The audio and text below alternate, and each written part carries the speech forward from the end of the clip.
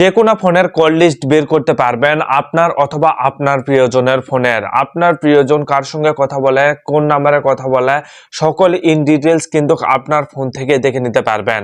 এটি কিভাবে সম্ভব চলুন আপনাদের মাঝে আমি দেখিয়ে দিচ্ছি কিভাবে কল লিস্ট বের করবেন। ভিডিওটা খুবই গুরুত্বপূর্ণ, প্রত্যেকে শেয়ার করে রাখবেন। এরকম ইম্পর্টেন্ট ভিডিওগুলো পেতে পেজটিকে ফলো করতে পারেন। তো তার জন্য আপনার ফোনে মাইজিবি অ্যাপস এর মধ্যে আসবেন। এখানে মাইজিবি অ্যাপস এর মধ্যে আসলাম। এখানে আসার পর আপনারা এখানে দেখুন অ্যাকাউন্ট নামে একটি অপশন রয়েছে। অ্যাকাউন্ট অপশনের উপর আপনারা ক্লিক করবেন। ক্লিক করার পর আপনারা স্ক্রল ডাউন করে নিচে আসবেন।